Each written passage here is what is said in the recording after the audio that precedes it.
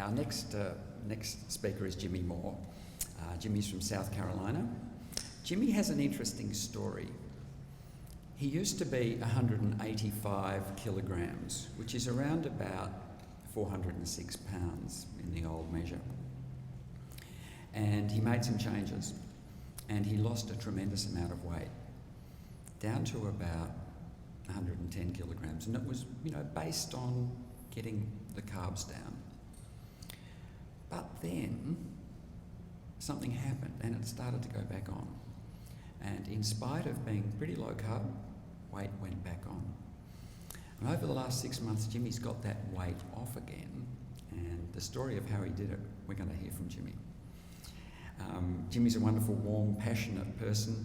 He runs an event called the Low-Carb Cruise. And I had the pleasure of going on this in May of this year. And there were about 250 people. A number of Australians went along. And I'm going to recommend, if you get a chance, go on next year's Low-Carb Cruise, leaving out of Texas and sailing down into the Caribbean. And you'll meet a lot of like-minded people, and you'll come back knowing a lot. And you'll come back in pretty good shape too. So the other thing to tell you about, one other particular thing about Jimmy, Jimmy has a blog and a website, and I'm sure a great many of you here know his blog and his website. He has recorded over 600 podcasts with people, a number of Aussies, including David Gillespie a couple of times, a number of others who were speaking on this series, including myself. Thank you for that, Jimmy. There's a lot of interesting people around Australia, and we will hopefully increasingly be getting together for sessions like this. So the other thing I would say, if you like listening to podcasts or if you like reading blogs, this is the big umbrella under which all the things that I think we really need to know about reside. So with great pleasure, Jimmy, looking forward to hearing what you tell us.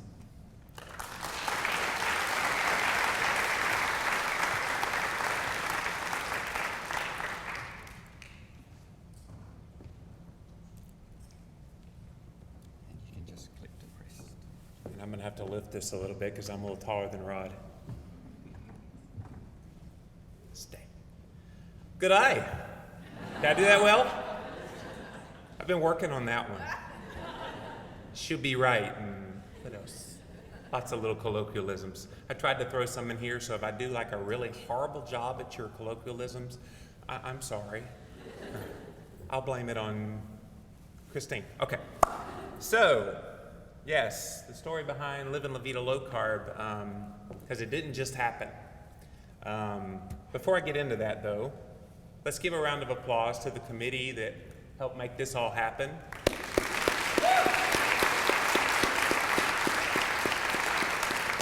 It was so funny because after the low-carb cruise, Jamie Hayes and Rod Taylor contacted me and they said, we're thinking of doing like a low-carb conference type thing in Australia. Would you be interested in coming? And I went, yes. So it was a no-brainer to come. It's been a lifelong dream to come here to your country, and I'm just very happy to be here. That man, though, I don't know if he would have been happy to be here. That's a big boy. And that was me 9 years ago. And yeah, I get emotional about it still because it's very real. When you've been that and then you change your life, you never want to go back. And so I keep those in my sights often because that reminds me from whence I came. So the reality was, I was fat, just flat out. I was fat, and I really didn't see myself as that humongous 410-pound man that I was. I never really cared about what it was that I put in my mouth. If I was able to put it in my mouth and it was palatable, I called that food. Of course, I know better than that now. Eating whole boxes of wheat-based snack cakes. Do you guys have like Little Debbie snacks here? No? So whatever your equivalent of your sweetest, wheatiest, sugariest snack, in box form, I was eating whole boxes of those things at a time sitting in front of the television. Cans of Coca-Cola. I know you have Coca-Cola because I see it everywhere out there, but 16 cans of Coca-Cola a day. Yeah. Oh, I love that gasp. That was cool. Do that again. No, I'm just kidding. There's probably 1,000 grams of carbohydrate just in the form of that high fructose corn syrup. So I probably had to let I was like floating in uric acid, man. It was awful.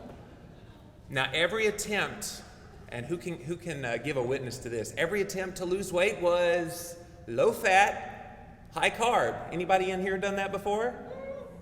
Just 3 of you. Wow. All right.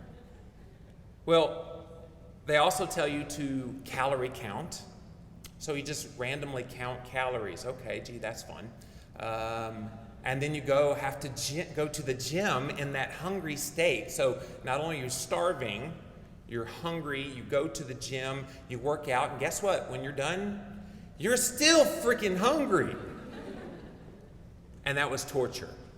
And yet that's what all the authorities tell us. Yes, in America, in Australia, all around the world, they tell us that's what we have to do. So I'd be hungry, irritable, upset, angry all the time. Was I angry all the time, Christine? Yes. Yes, she's like, yes, you are a bad boy. So in 2009, I was able to lose 77 kilos, which was pretty good. On a no-fat diet with lots of, check this out, watch the screen here, naturally fat-free foods. Let's take a look at some of those things. Did you know that marshmallows are naturally fat-free? That great bastion of healthy nutrition. How about this one? Who knew white sugar was, and read on that label there, it says, health food of a low-fat diet is naturally fat-free. Naturally fat-free. That angers me today, by the way, seeing those kind of labels. And I see you did it on the front cover of your book. It's just brilliant where you kind of make fun of those things. Gummy bears. Guess what? They're naturally fat-free as well. Wow, who wouldn't love this diet? And then here was one of my favorite candies, especially when we go see a movie. What diet would be complete without a low-fat candy option? Do y'all have Twizzlers in Australia? Yes, no? Sort of. Red Vines, I guess, would be. Yeah. And then this is a very popular low-fat food in America, Snackwells. I don't know if you have Snackwells here, but back in the day, I would throw down this whole box because it had the nice health halo of it's low-fat, so it must be good for you. So, yeah, even though the serving size was only 1 cookie that had carbohydrates and no fat, it was just, the whole thing would get eaten. I mean, that's just the way it was, naturally fat-free. So yes, I did lose a whole lot of weight eating that way, as I'm sure many of you, many Americans, many people around the world have done for decades, but the unintended consequences of cutting your fat out of your diet is that it turns you into this. That's me, 9 years ago, Chrissy, right? And it's because the fat was missing.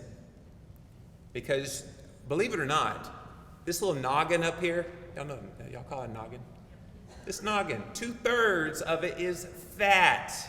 So guess what? If you don't feed your body fat, you're starving your brain. Or as my buddy Tom Naughton, who I hope to maybe have come down to Australia and speak to you guys sometime, he says, you're a fathead.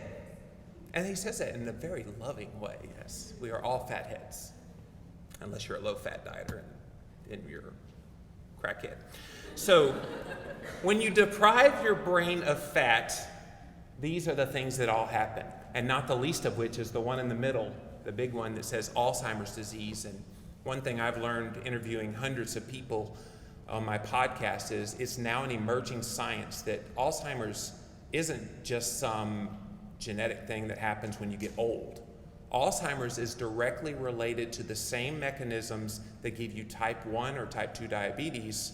It's now considered type 3 diabetes. So if you know somebody that has Alzheimer's, low-carb diet's pretty darn good. So I recently had Dr. Mary Newport, whose husband has Alzheimer's disease in the States, and she talked to me about how the brain of little babies needs fat. Thank you, sir. He plugged it in so y'all can hear.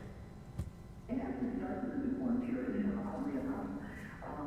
When a baby purely breastfeeds, they go into ketosis, and ketones provide about 25% of the energy requirement of the newborn, for a newborn that's purely breastfed. The belief is that human babies are relatively fat compared to other mammals, because they need, the brain needs the support of the ketones during the period where the mother is, the baby's been born, but they're not very quick 48 hours before the breast milk really starts coming in any volume, so the baby needs to live off something and start, basically breaking down fat as it converts to ketones, and there's also about 10% or so of the fat in the mother's milk are medium chain fatty acids that are converted to ketones in the liver, so, the newborn is ketotic. Plug that right.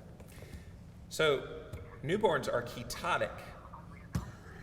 There we go, stop.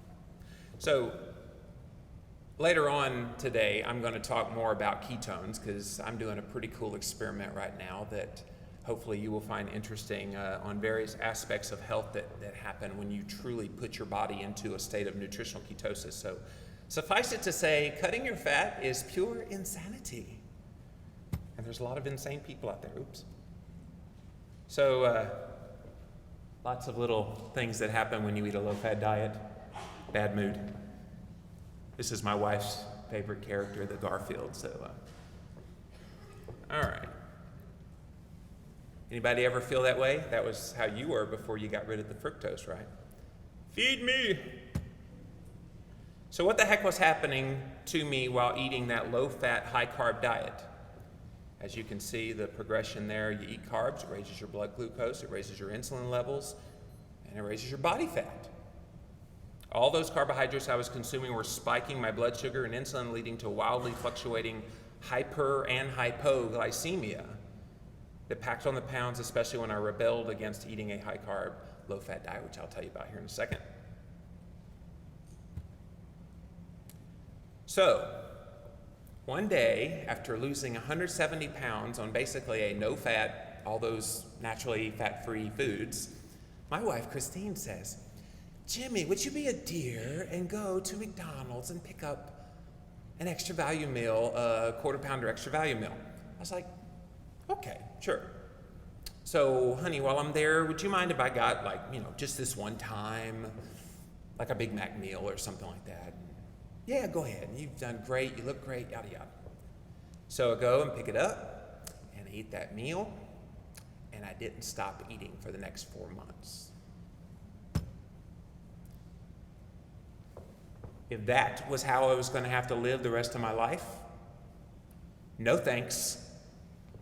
I didn't want to be obsessively looking at fat-free labels the rest of my life, obsessively being irritable, angry, grouchy, moody, every word you can think of and that I probably can't say on tape.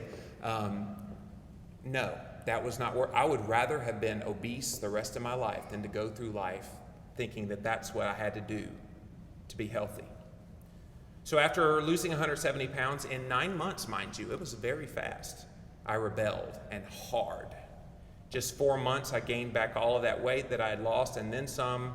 This set me on the pathway to eventually weighing over 400 plus pounds, which is those pictures you saw at the beginning, which then eventually led me to finding the Atkins low-carb lifestyle, which is a happy ending. But before I get into that, I want to tell you about a very special man in my life who's no longer with us. He is exactly why I started caring about doing something about my weight and health in 1999. That's my brother Kevin there on the right. At the age of 32, he suffered a series of 3 straight heart attacks in 1 week that left him with just 15% of his heart function. Eventually, he did have a pacemaker put in. In the years that followed, he was in and out of the hospital multiple times with chest pains and different procedures being done. I lost my weight in 2004, which you'll hear about in a second, and he tried to make changes himself, but he always went back to the low-fat dogma, and this is what really makes me angry. He followed the recommendations for heart health: orange juice, oatmeal, cereals, healthy whole grains, all these things that he was told, this is what you need to eat to be healthy and to make your heart better, and it only precipitated his demise. In 2008,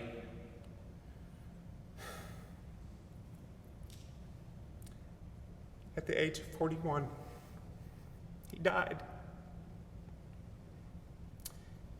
And the bad thing, the saddest thing, is it was preventable, totally preventable, had he just been given the right information, which is why I'm so proud of every one of you here today, because you care enough about your health and the health of your family and the people around you to make a difference. So let's go to the happy stuff, because I'm tired of crying. I found Atkins. It changed my life forever. And I have Christine's mom to thank for it, because she gave me a copy of Dr. Atkins' New Diet Revolution for Christmas. Of course, she'd given me Christmas presents. Mother-in-laws, are mother-in-laws as like crazy in this country as they are in America? Yeah. So, can I get a witness? Woo!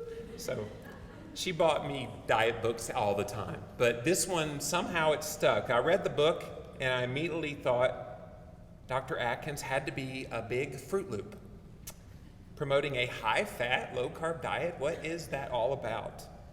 Don't you know fat's going to clog your arteries and that you'll need carbohydrates for fuel? This guy must be a dope. Never mind, he's a cardiologist, and he had done research in all this. But as I said earlier, I was frustrated galore by all my previous low-fat attempts, always being hungry. I was like, you know what? I've never tried low-carb, high-fat. Let's give it a whirl. So I embarked on this journey on January 1st, 2004. It initially started off as a New Year's resolution, but as it progressed, it quickly became a new life resolution that I now live here almost 9 years later. So Dr. Atkins, his diet is pretty simple. High fat, moderate protein, low carbohydrate. You don't really count calories because you don't need to, because sometimes you miss lunch and you don't even think about it, right? No mindless exercise. Not saying exercise isn't important, but you don't have to force the issue. What I found, and you'll see later in my story, I wanted to exercise. It got to the point that I was just like so full of energy.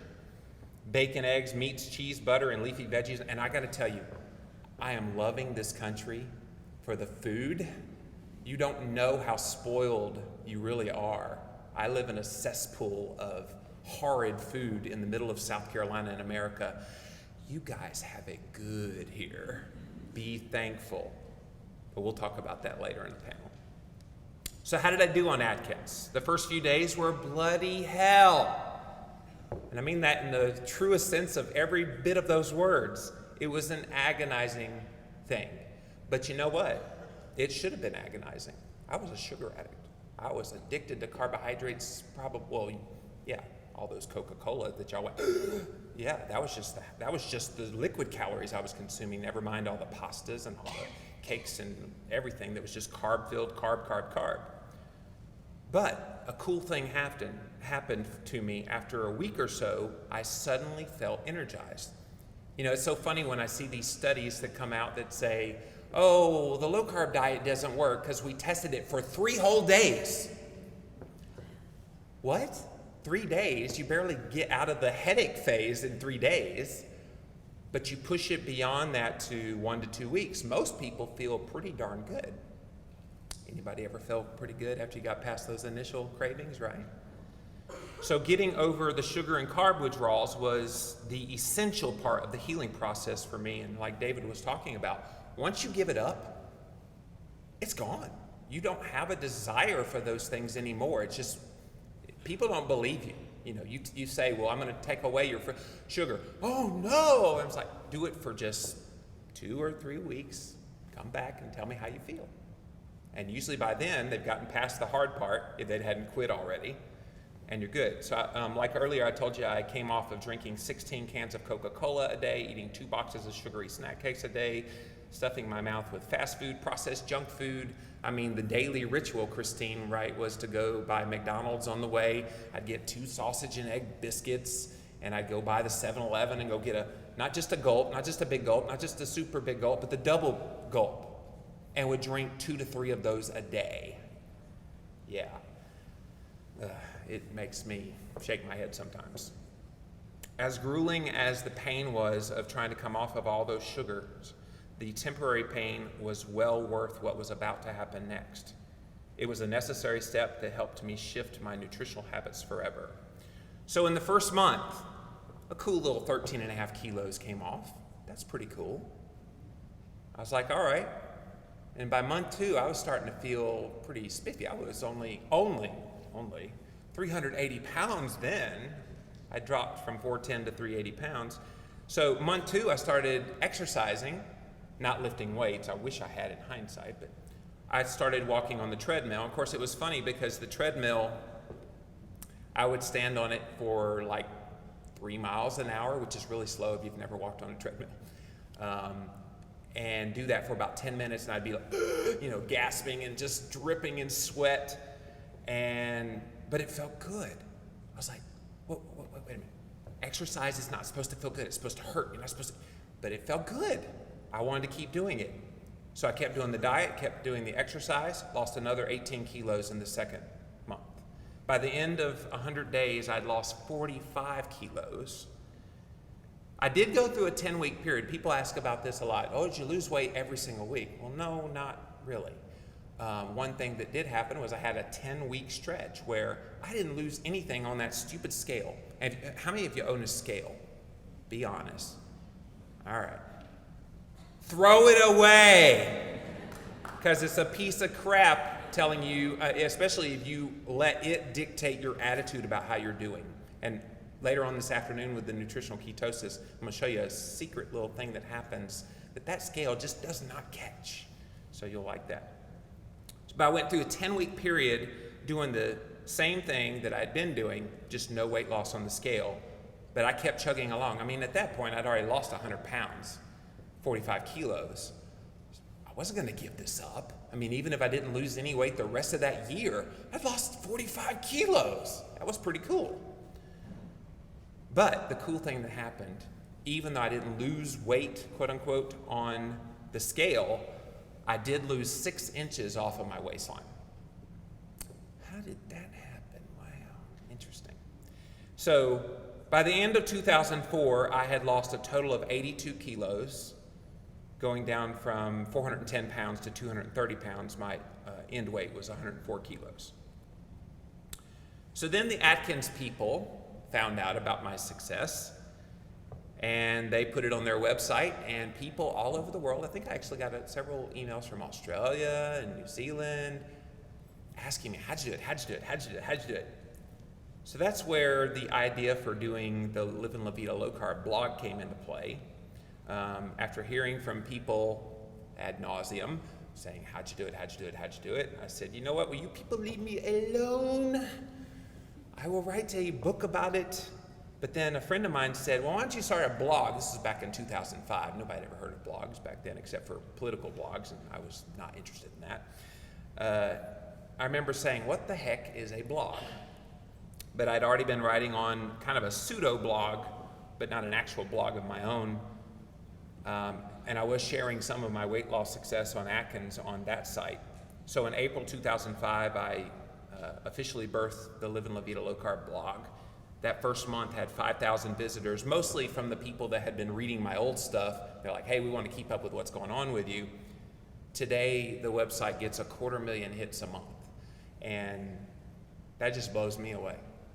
I'm just an average Joe. I'm really, in the grand scheme of things, I have no medical credentials. I'm not even a lawyer. I mean, look at that. But I'm a man with passion. And I think if more of us had passion for what we do, we could change this world.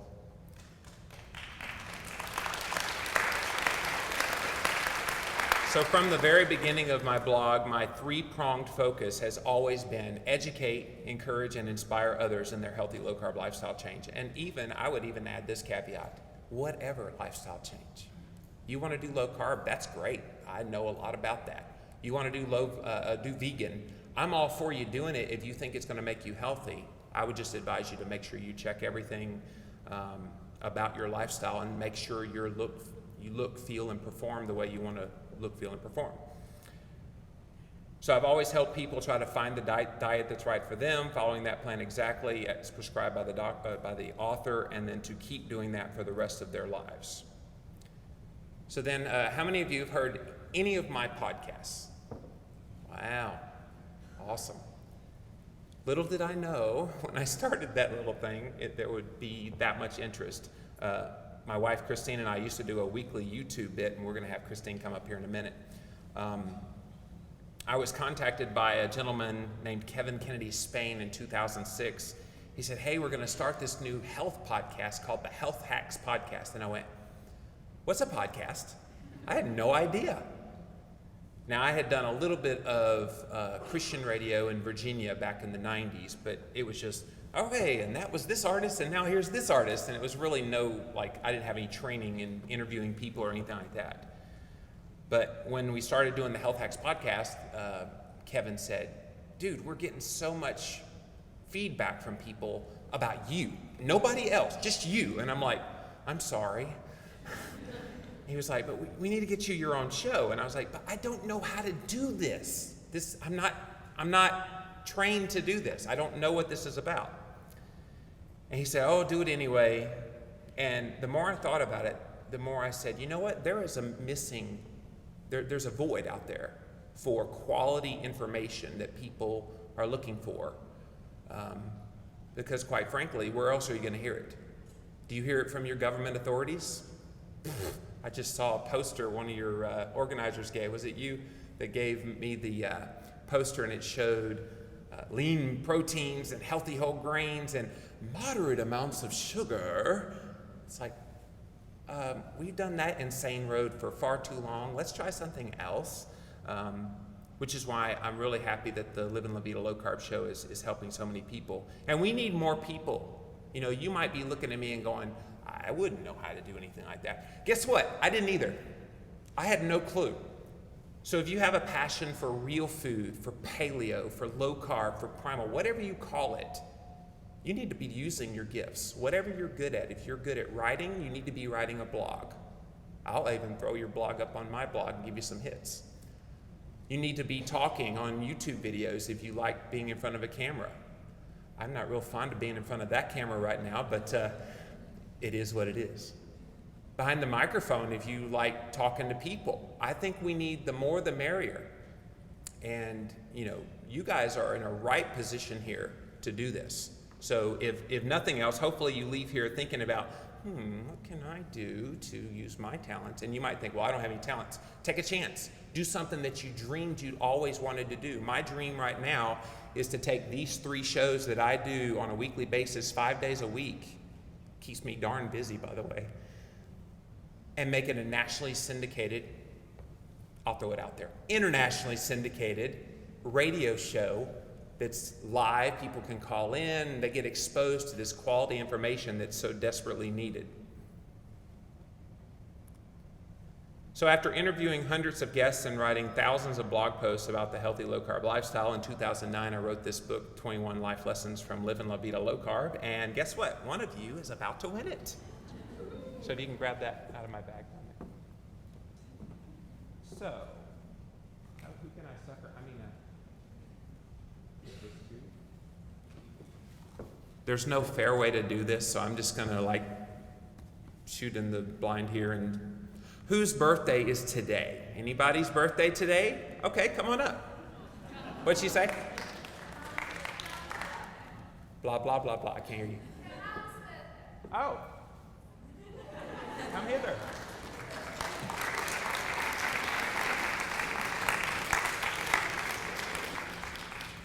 Here she comes. Miss Australia. Oh, sorry. Thank you. You're very welcome. Thank you very much. I'll autograph it later if you'd like. Okay, that was fun. Okay, I was going to try to show you the bit that Christine and I used to do. You love our bit? It's nice and dark, so instead of playing it, since it will not play, let's invite up, and I threw some colloquialisms in here. Did I do this okay? My lovely Sheila, who happens to be my cook. Is that, no? Okay. Welcome, Christine Moore. All right. So she does not feel, she's not the extrovert like I am. No. Your intro, well, although I've gotten you out of your shell pretty good. A little bit. Yeah, just a little bit. So she has a really cool story because, as you can see, going out there, let's see. She does not have a weight problem, has never had a weight problem, but in 2007, you had the high triglycerides? Yes. Her triglycerides in 2007, I'm probably going to get lost in translation a little bit, but it was almost 300. It's supposed to be below 100. So why don't you tell us the story of what happened? Well, I have to kind of go back a little further than that. I was a preemie when I was born. I was born at 6 months. I was a little over 2 pounds. And so as a child, I was always really sick, in and out of the hospital with pneumonia and eyesight issues and things like that. Like you said, never a weight problem, but joint problems and things like that, back pain starting at the age of 11. So when I went to the doctor, found out that I had the high triglycerides, and I really didn't think anything of it. I didn't realize it was a big deal, even though he had already been starting what he was doing. I didn't know that much about it, and he found out my test results, and he was like, oh my gosh, we need to do something about that. We're going to put you on a low-carb diet. So I kind of did. I wasn't really strict about it, but I did see after 6 weeks of kind of doing it, my trigs went from the 300 to about 132, and so it was a big drop within just the 6 weeks. And I saw other health benefits. My joint pain wasn't as bad, but I really didn't get really faithful with the low-carb diet until we went through an embryo adoption cycle in 2011. And once we found out that I was pregnant with twins, got really, really strict. I mean, I had been doing it fairly well up until then. You were even eating liver. Yeah, a la Chris Kresser. Yeah, he taught us to cut up the liver, freeze it, and put it in ice trays, and take them as tablets, because I hate liver. So we did that, and I was doing all that stuff, and kind of on a side note, we ended up losing the twins. But anyway, that's a whole different story. But ever since then, I've seen really good health benefits. My eyesight, I'm blind in my left eye from birth, and because of the early birth, and kind of poor vision in my right eye. But for the first time in 2011, my eyesight actually improved. And it kind of makes sense because you hear about diabetics having loss of vision and things like that. If you cut out the carbs, it's a possibility that it's going to improve. So my eyesight actually got better, and my joint pain went away for the most part. When it rains, I still hurt, but there are other health benefits that I've seen. Well, and she used to take this drug called Paxil. Do you guys have Paxil in Australia? It's one of those antidepressant type of medication, and she was on that for 10 years. She started checking like various vitamin D and different things. Tell them about your vitamin D story. Oh, it was horrible. My regular doctor sent me to a rheumatologist because of my joint issues, and one of the things that he tested was my vitamin D, and I'm not sure how it translates here. It's very low. It was 9, whatever the measurement is it's here. supposed to be like, they like it above 40. And it was 9. It was 9. So no wonder.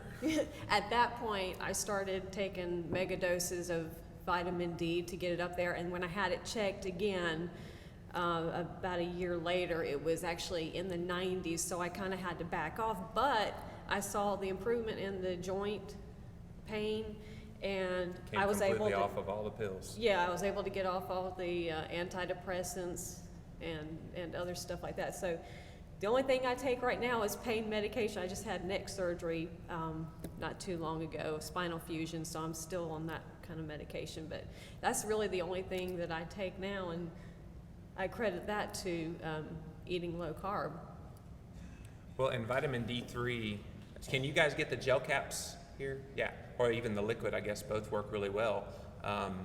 It's so cheap compared to drugs, and yet they want to push those drugs on us over and over and over and over, and that's insane. And they want to get rid of the supplements. So we live in a strange world. And that's just Christine. Oh, just kidding. You're so wrong. So you can go sit down now if you want. Thank you.